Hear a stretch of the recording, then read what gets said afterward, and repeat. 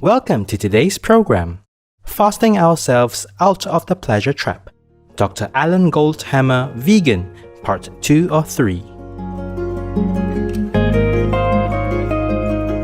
In our three-part series, we are honored to feature health expert Dr. Alan Goldhamer. He is a chiropractor and has been vegan for more than 40 years.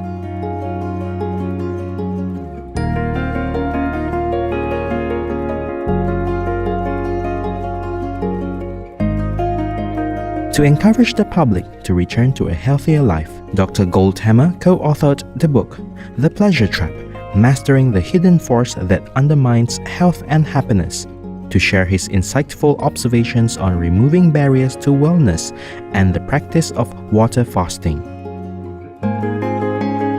In 1984, Dr. Goldhamer established the Santa Rosa, California, USA-based True North Health Center that provides medical, chiropractic, naturopathic, massage, and acupuncture services.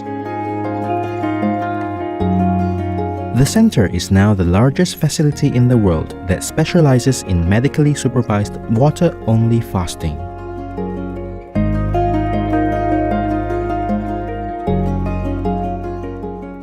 In the first episode, Dr. Alan Goldhamer expounded on the concept of the traps in people's diets, namely eating unhealthy processed foods.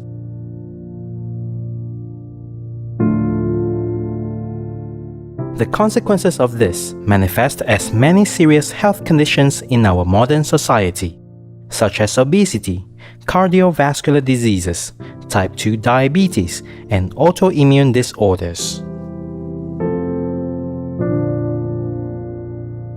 And so what we advocate is people eat a health-promoting, whole plant food, SOS-free diet. SOS is, of course, the international symbol of danger, but it also stands for the chemicals added to food, including salt, oil, and sugar, that fool the satiety mechanisms of the brain and create what we call the pleasure trap.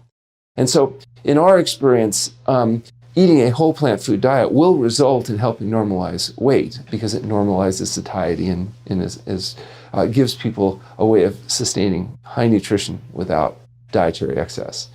For example, when you eat whole plant foods, you get a lot of fiber. The higher fiber intake tends to have a satiating effect. The diets we recommend are actually about 10 to 12% of calories from protein, about 15 to 18% of calories from fat, with the balance coming from whole plant food complex carbohydrates. Today, Dr. Goldhamer delves into the details of water fasting and how it can be a mode to restore health. The big part of our energy and function is involved in digestion. You know, digestion is a really energy-consuming, intense process. And that may be one of the benefits of fasting, is that you don't have to put a lot of energy into all of those processes. You're living on reserves that are burned very efficiently, and it may be that the body's, quote, energy, so to speak, can be diverted into healing rather than carrying on functions of digestion and assimilation and elimination. Well, you start with the feeding that's done before fasting.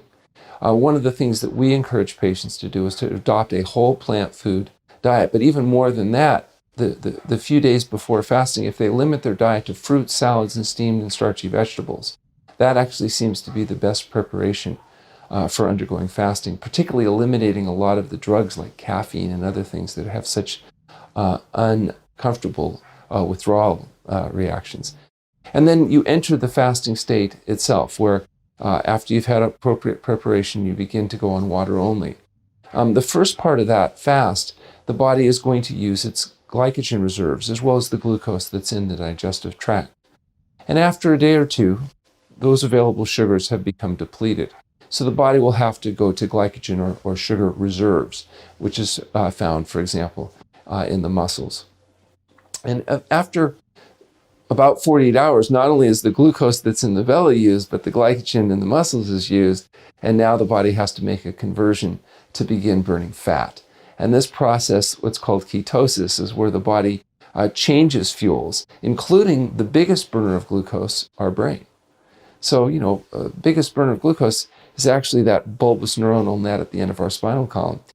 And it can change in humans from burning glucose to burning ketones, or a byproduct of fat metabolism, specifically beta-hydroxybutyric acid. Dr. Goldhamer now discusses the portion of the fast where the body begins to consume its stored fat after primarily burning glucose for energy. Once you get into that phase of fasting where you're living predominantly on fat, in fact, by the end of the second week of fasting, the brain is using predominantly fat as fuel. And so there's still a little bit of glucose that's used, and that's going to come from a process called gluconeogenesis, or the breakdown of protein. But because of the conservation mechanism of fasting, the amount of protein burned is minimal, and particularly if you rest when you fast. One of the mistakes that people make is they try to maintain higher activity levels when they're fasting because they think that that's going to facilitate more weight loss. But what it actually does is it facilitates more protein breakdown. So by resting, you can increase the likelihood that most of the fuel that you're burning is going to be fat rather than protein. To cope with toxins entering the body that cannot otherwise be removed, the body may put them in our fat stores. Thus, burning fat has a detoxifying effect on our system, which benefits our overall health. Toxic metals and other harmful elements are discharged from the body during ketosis as part of the fat reserves being utilized. Properly ending a fast is crucial, and a gradual transition to eating again is regarded as the most essential part of the process.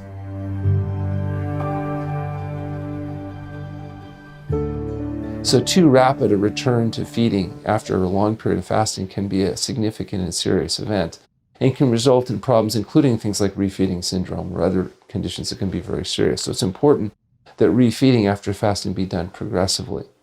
In our facility, we typically have a day of fresh fruit or vegetable juices for every week of fasting, a day of raw fruits and vegetables for every week of fasting, and then slowly introduce the more concentrated foods as a person's digestive system recovers after their fasting period. And of course, our patients fast anywhere from 5 to 40 days on water. So yeah, it can become a very serious process that does require medical supervision and appropriate monitoring in order to ensure that it's safe and effective.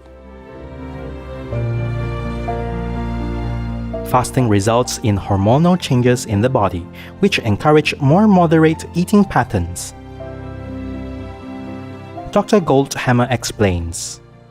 But what I can tell you is that in fasting and also in modified fasting or fasting mimicking programs, one of the changes that happens is the satiety hormones tend to increase. And so it makes it more possible to rebalance people's hormonal issues. And therefore, after fasting, they find they can reach satiety with a whole plant food diet more readily than they had when they were on a conventional program with a lot of refined carbohydrates. For example, sugar does something. Refined sugars tend to drive the insulin levels up as the body uses this hormone to drive the sugar into the cells. And when insulin levels go up, oftentimes there's a little overreaction, particularly with the refined carbohydrates, which tends to drop the sugar levels down, which triggers the hunger, satiation, the craving issues, and the binging that sometimes is an issue for people. So sometimes just getting rid of all these sugars, all these refined carbohydrates, all the white flours and products, tends to normalize insulin levels, amongst other changes. And now people don't have the same level of cravings, and they don't have a lot of the problems where they're eating, not because they're hungry, but because their brain chemistry has been confused, and their brain is telling them that they're starving to death, even though they may be obese.